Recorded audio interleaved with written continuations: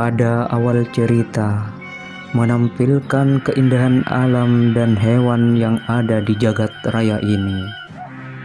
Sedangkan pada sisi lain terdapat sekelompok prajurit kerajaan berlari bersama anjing kerajaan mengejar hewan buruannya. Di sisi lain bersama mereka terdapat pemuda gagah perkasa yang tidak lain itu adalah Mahaprabu Anglingdarma.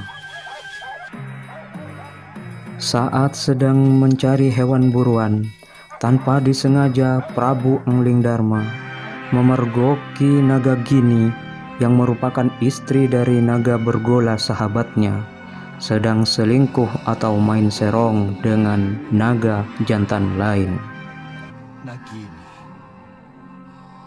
serong, Naga Bergola pasti murka. Tanpa basa-basi, Prabu Anglingdarma menarik anak panah dan bermaksud memanah naga jantan itu. Namun sayang, anak panah Anglingdarma tidak mengenai naga jantan itu, sehingga naga jantan itu lari terbirit-birit. Anak panah itu mengenai Nagagini, istri sahabatnya, Naga Bergola. Anglingdarma, kamu mau membunuhku? Nagini sangat marah. Dia mengancam Anglingdarma. Dia akan mengadukan kepada Naga Bergola bahwa sahabatnya Anglingdarma ingin membunuhnya. Aku tidak sengaja, Nagini. Aku akan membunuh Sanca yang berani menodai kehormatan istri sahabatku. Nagini, tidak kusangka Nini tega mengkhianati Kakang Naga Bergola.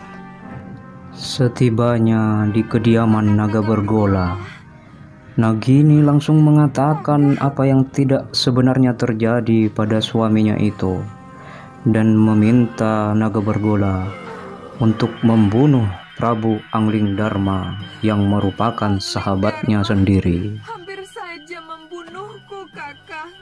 Balaskan sakit hatiku, Kakang Bergola. Naga Bergola termakan dengan omongan sang istri Nagagini dan bermaksud ingin benar-benar membunuh Anglingdarma. Sedangkan di Malwapati, Prabu Anglingdarma menceritakan kepada sang istri apa yang sebenarnya terjadi. Tapi malang, anak panahku mengenai ekor Nagini. Namun ternyata obrolan Anglingdarma itu didengar langsung oleh Naga Bergola dan membuat Naga Bergola sadar akan apa yang sebenarnya terjadi. Aku sudah mendengar pembicaraanmu, sahabatku. Setelah mengetahui kebenarannya, Naga Bergola teringat akan sumpahnya, di mana dia pernah bersumpah lebih baik mati daripada dihianati seorang istri. Lebih baik mati daripada dihianati seorang istri. Sebelum melaksanakan sumpahnya, Naga Bergola mengajak Prabu Anglingdarma untuk berkeliling melihat semesta alam, dan Naga Bergola juga bermaksud ingin mewariskan suatu ilmu yang bernama ilmu senyawa kepada Prabu Anglingdarma, di mana ilmu senyawa ini adalah ilmu yang bisa mengerti seluruh bahasa hewan, yang tentu saja itu akan menambah kearifan dan kebijaksanaan seorang raja yang akan memimpin rakyat-rakyatnya. Dengan mewarisi ilmu aji senyawa, kamu akan bisa mengerti semua bahasa binatang. Ilmu senyawa merupakan ilmu yang hanya bisa diwarisi seorang saja, di mana jika ilmu ini diwariskan pada seseorang, pengguna sebelumnya akan binasa. Bersiaplah untuk menerima ilmu.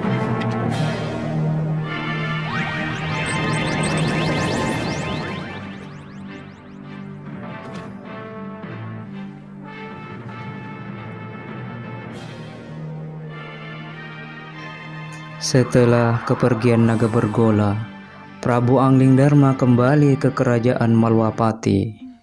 Dan ketika Prabu Anglingdarma bersama permaisurinya, Ratu Setyawati meminta agar Prabu Anglingdarma juga mewariskan ilmu itu kepadanya, karena dia juga ingin tahu tentang bahasa binatang. Tapi Prabu Anglingdarma tentu saja tidak bisa memenuhinya, karena jika ilmu ini diwariskan, maka pemiliknya yang pertama akan binasa. Ilmu itu tidak bisa diajarkan kepada siapapun, Dinda. Jawaban Anglingdarma membuat hati Setyawati kecewa.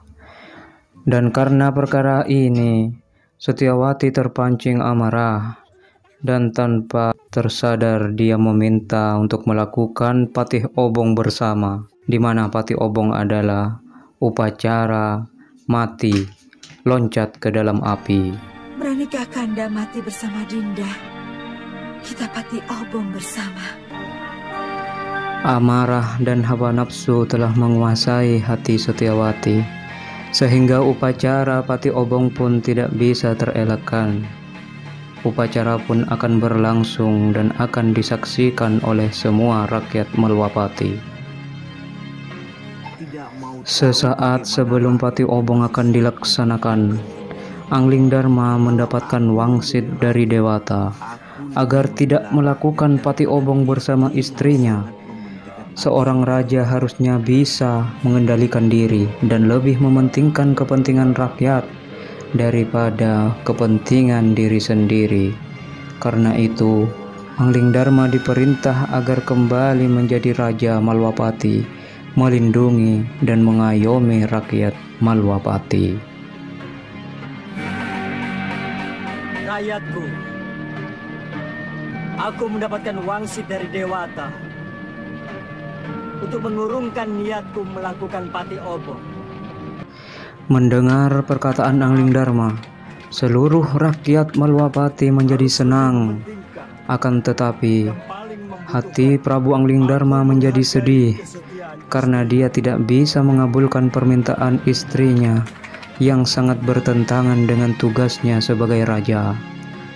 Oleh karena itu, untuk menghibur luka hatinya, Anglingdarma akan melakukan pengembaraan untuk mencari kembali jati diri dan semangat hidup yang sempat hilang. Aku ingin berkelana. Prabu Anglingdarma berkelana seorang diri. Kembalilah. Beliau menggunakan pakaian sederhana agar terlihat seperti rakyat biasa. Bahwa aku sedang bertapa. Anglingdarma berpesan pada Batik Madrim agar menjaga dan mengayomi rakyat Malwapati selama beliau berkelana. Di tempat lain, ada seorang tabib yang sangat sakti yang bisa menyembuhkan penyakit apapun. Dia bernama Suliwa. Dengan kemampuannya, Suliwa dapat membuat obat awet muda. Karena itu, Suliwa menjadi incaran dan rebutan dari para pendekar hitam di luar sana. Suliwa sering diingatkan untuk meninggalkan tempat itu agar dia terhindar dari pendekar hitam yang bermaksud jahat kepadanya. Lebih baik kamu cepat tinggalkan tempat ini. Tidak lama setelah itu, datang seorang pendekar dari golongan hitam. Dia Sudamani.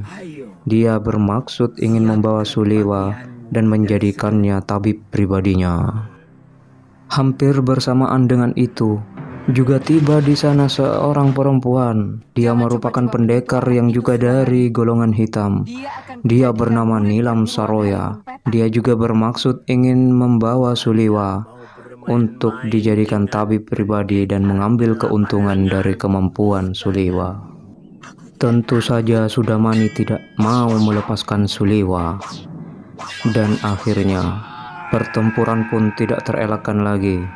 Nilam Saroya bersama kelompoknya menyerang Sudamani. Di saat peperangan dahsyat itu terjadi, Suliwa memanfaatkannya untuk melarikan diri dan bersembunyi dari para pendekar yang hendak memperebutkannya itu. Dalam peperangan ini, tentu Sudamani lebih unggul daripada Nilam Saroya. Sudamani merupakan jago dari golongan hitam yang terkenal dengan julukan Si Lengan Delapan. Saat pertempuran mencapai puncaknya, Sudamani mengeluarkan ajian andalannya, ilmu hitam tangan darah. Dengan ajian ini, Sudamani mengalahkan Nilam Saroya dengan kelompok-kelompoknya.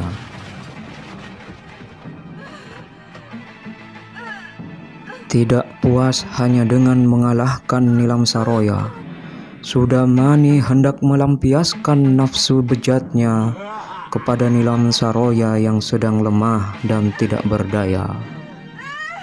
Di tempat lain, Suliwa yang sedang bersembunyi dan melakukan tapa di suatu tempat, ternyata persembunyiannya diketahui oleh kelompok dari golongan hitam yang mengincarnya. Semua pendekar ini merupakan pendekar sakti dari golongan hitam yang hendak memperebutkan Suliwa.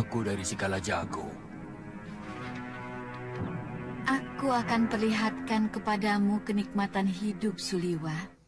Dari semua tipu daya yang mereka lancarkan kepada Suliwa, tidak satu pun dari tipu daya itu yang berhasil merayu Suliwa, sehingga mereka sepakat dan berpendapat siapa yang lebih kuat, dialah yang berhak atas diri Suliwa. Sehingga peperangan antara mereka pun terjadi. Aku Ki Brangas. Aku menantang kalian semua. Akhirnya pertempuran pun terjadi. Mereka merupakan pendekar dari golongan hitam yang memiliki kesaktian yang tinggi. Pertempuran yang dahsyat pun membuat suara yang begitu besar. Sedangkan di sisi lain, Sudamani yang mencari Suliwa mendengar keributan yang disebabkan oleh pertempuran itu, sehingga Sudamani bisa mengetahui di mana Suliwa berada. Sedangkan di sisi lain, ternyata Prabu Anglingdarma juga berada di dekat pertempuran itu. Dan Prabu Anglingdarma juga mencari sumber suara tersebut dan menyaksikan apa yang sebenarnya terjadi. Tidak lama berselang, ternyata Sudamani memutuskan untuk bergabung pada mereka. Sudamani juga ingin menjajal kekuatan mereka dan ingin merebut Suliwa dari tangan mereka. Melihat pertempuran itu, Prabu Anglingdarma pun memutuskan untuk menyelamatkan tabib Suliwa.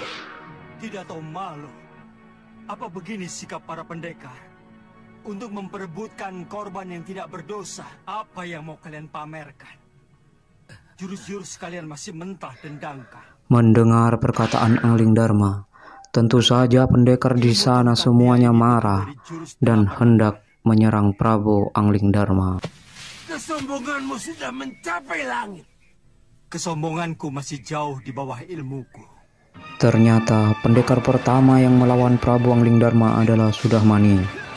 Sudamani diejek oleh Prabu Anglingdarma bahwa ilmunya masih mentah dan setengah dari ilmu Anglingdarma sudah lebih dari cukup untuk mengalahkannya. Dan benar saja, di dalam pertempuran Anglingdarma seolah-olah sangat santai menghadapi Sudamani dan memperlakukan Sudamani seakan-akan Sudamani itu bocah yang baru belajar ilmu kanuragan.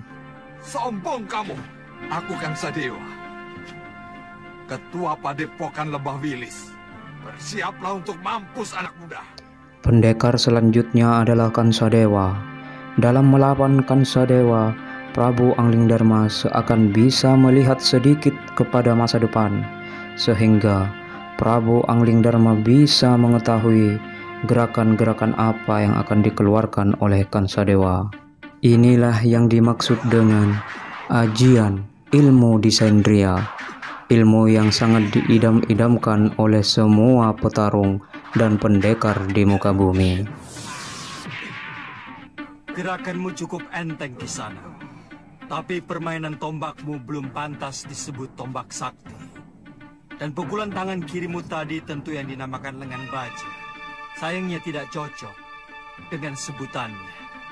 Terlalu lembek. Mendengar perkataan Prabu Anglingdarma, membuat para pendekar di sana panas, dan mereka mengeluarkan seluruh kekuatan mereka dan hendak menyerang Prabu Anglingdarma secara bersamaan. Melihat hal tersebut malah membuat Prabu Anglingdarma tertawa dan berkata bahwa meskipun semua ilmu kalian disatukan, itu belum cukup untuk mengalahkan Anglingdarma.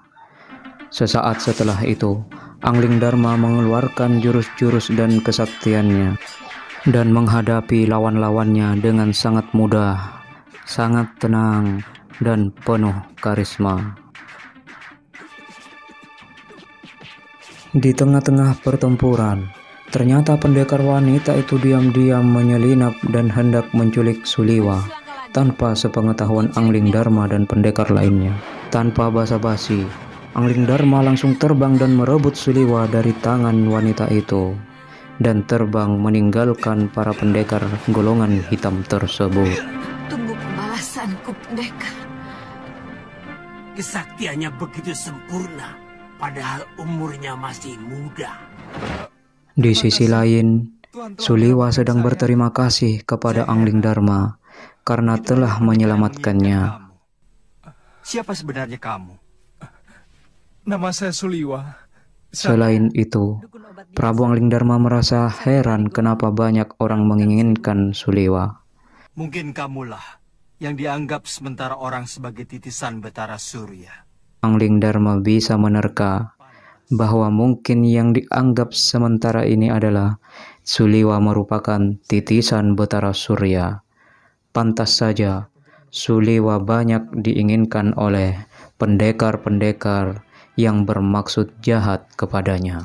Suliwa sangat kagum dengan kekuatan yang dimiliki Anglingdarma, dan Suliwa ingin sekali menjadi murid dari Prabu Anglingdarma itu. Hanya saja Prabu Anglingdarma menutupi identitas aslinya dari Suliwa. Maukah Tuan menerima saya sebagai murid? Kalau boleh tahu, Tuan dari desa mana? Aku dari Malwapati. Namaku Jaka Kelana. Suliwa yang sudah diangkat menjadi murid Anglingdarma hendak akan dititipkan di Padepokan Sugalo untuk sementara waktu selama Prabu Anglingdarma mengembara. Lalu di perjalanan, mereka berdua bertemu dengan Nilam Saroya yang saat itu dalam keadaan pingsan. Dengan belas kasihan, keduanya membawa Nilam Saroya dalam perjalanan mereka menuju Padepokan Sugalo. Kelihatannya belum mati, Tuan. Kita harus menolongnya. Sementara di Padepokan Sugalo, ternyata Empuh Mahashura yang merupakan guru Prabu Anglingdarma sudah mengetahui tentang kedatangan Prabu Anglingdarma yang sedang menuju Padepokan Sugalo. Siapa? Gusti Prabu Anglingdarma. Padepokan Sugalo merupakan padepokan yang dahulunya Prabu Anglingdarma pernah belajar di padepokan ini. Prabu Anglingdarma bermaksud ingin menitipkan Suliwa untuk sementara waktu selama Prabu Anglingdarma mengembara. Maaf, siapa dia, Gusti? Saya menemukan wanita ini dalam keadaan terluka tubuhnya. Dan pemuda ini adalah murid saya yang saya ingin titipkan kepada guru.